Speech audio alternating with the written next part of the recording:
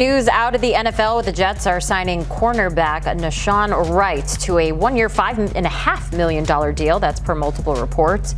He was named to his first Pro Bowl last year in his only season with the Bears. Wright tallied 80 tackles, 5 interceptions, and 2 forced fumbles, and 3 fumble recoveries in Chicago. Our Pete Prisco, he had him ranked as the number 62 free agent in this year's class for CBSSports.com. Taking a look at some of the notable acquisitions going on this offseason. Geno Smith, that just went down earlier today, a QB coming out of the Raiders. And yesterday, Minkah Fitzpatrick coming over from the Dolphins, all set up at safety there.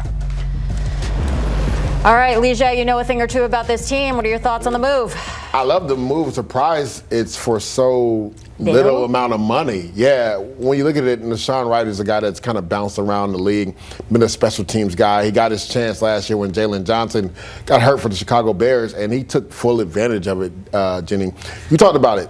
8 forced turnovers, 5 interceptions, 3 forced fumbles. He was a turnover machine, and that is something the Jets sorely need because they came away with 0 interceptions last year. So they need somebody that could take away the football.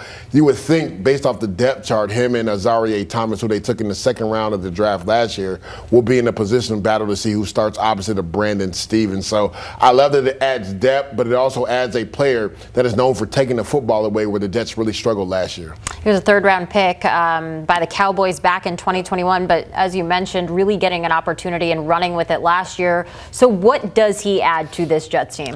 Playmaking ability with the ball in the air. He's a longer-limbed corner, about 6'2". So when the ball's in the air, he acts like it's his ball, right? He acts like a receiver. He turns in and high points the football. You turn on the tape from the Chicago Bears so many times that they were throwing up jump balls to his side, and he would come away with the football, more specifically in the red zone. That's where offenses like to attack with their bigger body receivers. They want to throw it up. But with his size, his length, and his ability to jump in the air, he can take the football away. And it's not just taking it away the traditional way, interceptions and catching passes.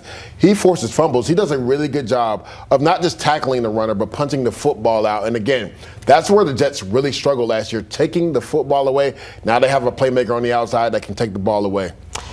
All right, right there, leading the NFL with 8 takeaways last season. Now going to be a member of the New York Jets. Woohoo, go Leger. How excited are you for this? So far in free agency, JD, they've done a nice job. See, Geno Smith, familiar name, comes back at the quarterback position.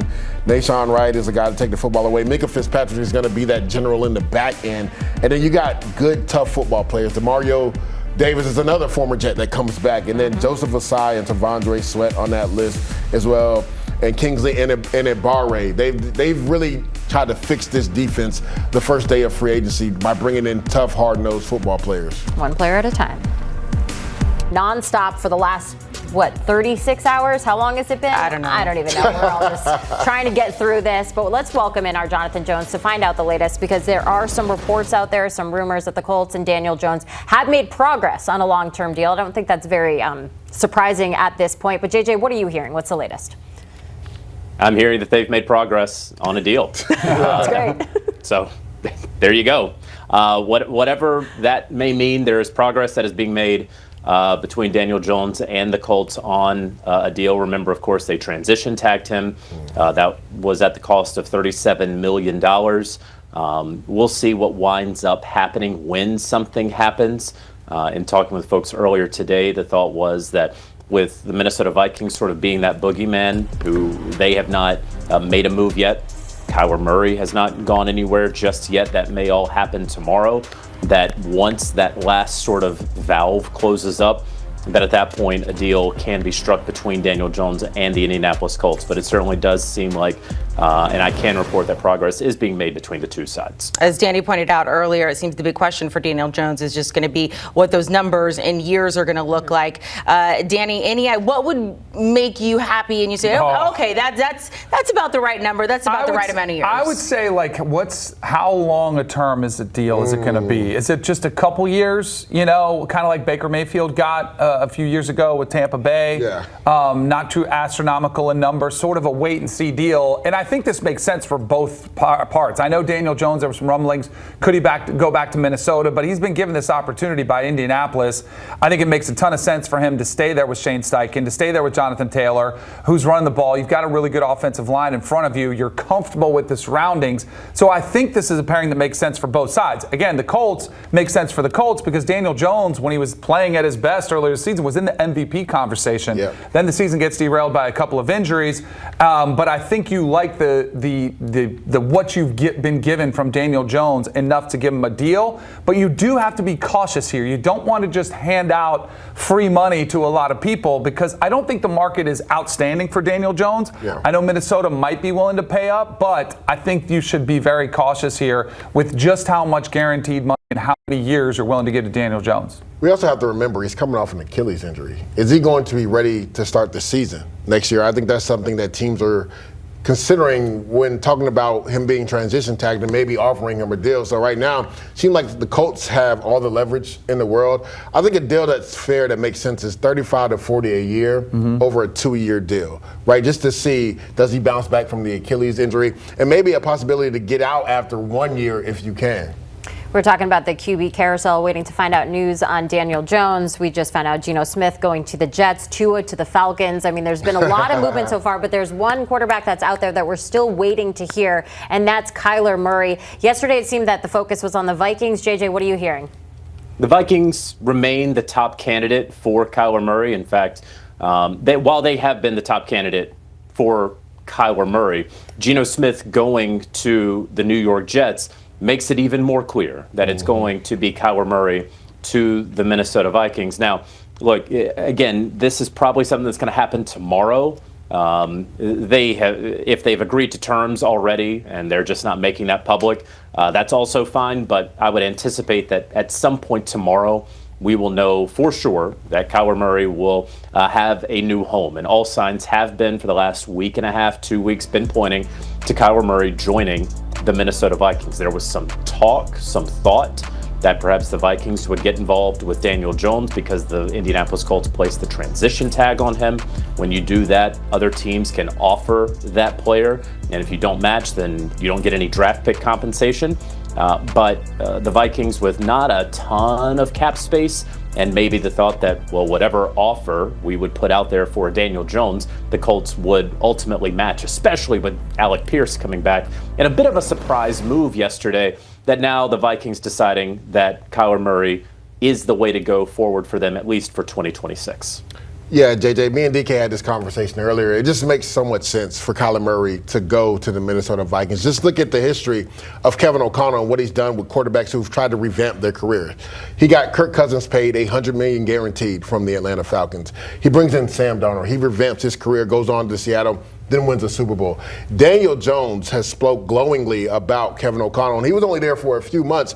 He leaves in free agency, goes to Indianapolis, JD, competes with Anthony Richardson, wins a job, and is in the MVP category. So if you're Kyler Murray, what better team to go to? And most of your money's coming from the Arizona Cardinals. The Vikings aren't going to have to pay you that much. So you go to a guy who's been a quarterback whisperer. You have Justin Jefferson on the outside, Jordan Addison on the outside, TJ Hawkinson. You have all the subsequent weapons at your disposal. You go there, revamp your career, and then go into free agency next year and potentially get a big deal. How many more opportunities are there? Either Miami's shored up, the Jets Correct. now are shored up, and this has been probably, I would say, one. Put a stamp on it now, would be the worst kept secret out there because there has been rumblings of Kyler Murray to Minnesota for a couple months now, and people have said, oh, this makes a ton of sense. And a lot of times it is because it does make a ton of sense, and it does, both sides have interest, and it makes sense for both of them. And to your point, Lige, like, I don't think you're going to get the side of sweetheart deal that the Falcons got with Tua Tagovailoa, but you should be able to get Kyler Murray at a pretty decent number considering Arizona's going to take on a lot of that money. Yeah, I actually want to ask JJ a quick question because we're talking about all these quarterbacks potentially finding places. Where does this leave Kirk Cousins? Because if Kyler Murray does go to Minnesota, to DK's point, there aren't a lot of jobs left out there. So where would Kirk Cousins end up going? Yeah, great question, Lee J. And Danny, to your point about the price, because the Arizona Cardinals are already on the hook for more than $22 million in salary, that's not something that Kyler Murray is ultimately going to get, would be subject to offset. And so then you could see a veteran minimum deal for Kyler Murray with the Minnesota Vikings, exactly like what we are seeing with Tua Tagovailoa, what we saw a couple years ago with Russell Wilson and the Denver Broncos. As it relates to Kirk Cousins, I reported last week that it does appear like Kirk Cousins is going to take his time in free agency. We'll remember, of course, 2 years ago, he signed at the start of free agency. Signed so early that the Atlanta Falcons wound up getting hit with a tampering charge, right, and lost the draft pick. Well, what wound up happening was 6 weeks later, the Atlanta Falcons, with the 8th overall pick, drafted Michael Penix Jr. And so I don't think that Kirk Cousins wants that to happen to him again. So as the sort of musical chairs continue to happen, as chairs keep going away, there's really one place, if you think that Kirk Cousins still has some juice, there's one place that makes sense for him to potentially be a week 1 starter if and when Kyler Murray goes to the Minnesota Vikings. It's the Arizona Cardinals. And they just signed Gardner Minshew to a contract that, that could flutter away in the breeze when the salary cap is more than $300 million rather easily, right? So that is a potential place for Kirk Cousins, or does he decide, no, you know what, I want to sign up and potentially win a Super Bowl and be the backup somewhere like an LA Rams, right? Depending on whatever becomes of a Jimmy Garoppolo. So there are a couple other places, but we've been reporting it would take some time for Kirk Cousins, and so no surprise that he hasn't signed anywhere just yet. JJ, you've done such a great job keeping us posted on all of these guys. We got to know what's happening with Trey Hendrickson. So yesterday you explained to us that kind of the market, quote unquote, if you will, was looking at Odafe Oweh, ended up with 4 years, $100 million. You've reported that Trey Hendrickson ideally was looking somewhere